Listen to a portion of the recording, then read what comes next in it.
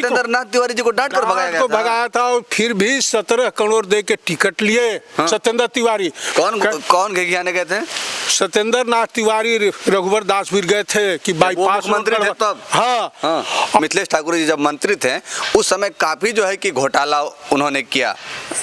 BJP के जो गढ़वा विधानसभा के विधायक है सत्येंद्रनाथ तिवारी जी, उनके द्वारा कहा गया कि मैया सम्मान योजना के बारे में लेकर के कि मैया लोग को 2500 रुपया दिया जा रहा है और जो रसोईया दीदी लोग जो काम करती हैं, खाना बनाती हैं, उन लोगों का जो है कि अभी तक वेतन कई महीने से रुका हुआ है और साथ ही साथ उन लोगों को सिर्फ 2000।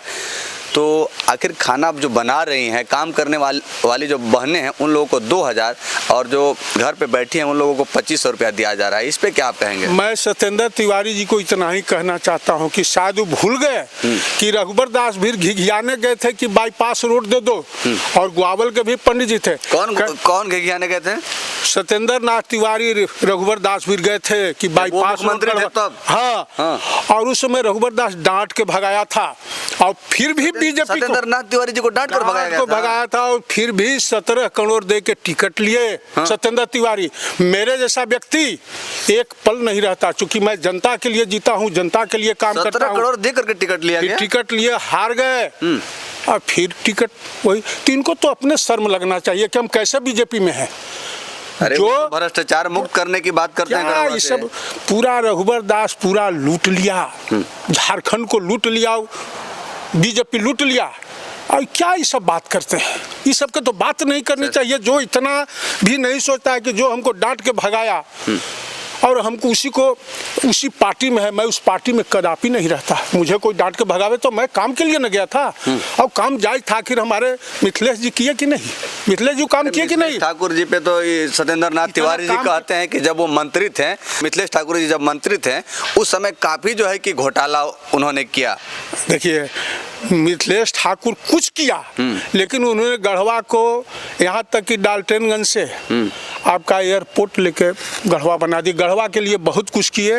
अभी बात अलग है कि यहाँ तो राम राम और हिंदू मुस्लिम के नाम पर वोट होना है। सुन लीजिए, एक मामूली सी घटना रंका में हुआ, उसी पर हिंदू अलगे पलट गया, मुसलमान अलगे पलट गया। बात इतनी है भाई, देखो ये सत्येंद्रनाथ तिवारी केवल राम राम करते हैं और फिर वही काम है, फिर उतने गलत काम करना है। वो तो बोलते हैं कि भ्रष्टाचार मुक्त करना है। भ्रष्टाचार मुक्त क्या करेंगे रघुवर? सुनिए ना, गाँव में जनता हमारी अशिक्षित, अंधी गूंगी बहरी है, जैसे समझाया जाता है धर्म के नाम पर चल रहा है।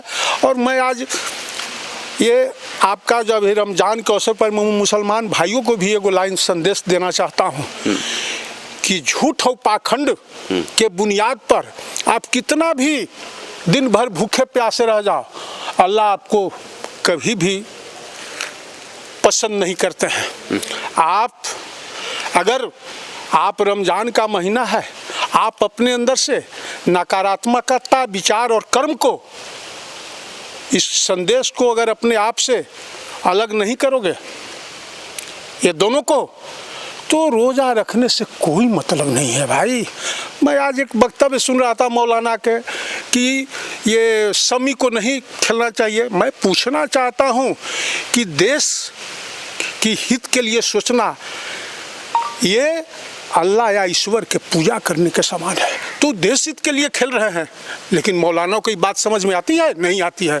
ये सब बातें नहीं होने। धर्म बाद पहले देश, और धर्म इंसानियत, मानवता, परहित से बड़ा धर्म क्या है भाई? जी जी। यही तो मैं कहना चाहता हूँ कि यही तीनों, इधर देखो, इधर मौलाना, इन्हें हमारे जो हिंदू धर्म पंडित जी, दोनों धर्म को आडम्बर पाखंड में ले गया। इसीलिए कबीरदास कहे थे, माला फेरत जुग भया, गया न मन का फेर, कर का मन का डारी दे, मन का फेर। तो आडम्बर पाखंड। लेकिन आज हमारे 15वीं शताब्दी में थे रहीम, कबीर, रसखान, सूफी संत, उन्होंने मानवता, इंसानियत का पाठ पढ़ा है। लेकिन आज इन लोग को चल रहा है, आज कोई वैसे है नहीं कभी सूफी संत जो कि ये सब बतावे। और मुझे बहुत अचरज होता है बीजेपी का वक्तव्य और स्टेटमेंट सुन के। चलिए, तो हमारे साथ आज बात करने के लिए मौजूद थे डाल्टनगंज क्षेत्र विधानसभा के पूर्व विधायक प्रत्याशी जगन्नाथ प्रसाद सिंह जी, जो ये बेबाक तरीके से बोलते हैं। बाकी आप सब अपना राय विचार जरूर कमेंट बॉक्स में रखिएगा।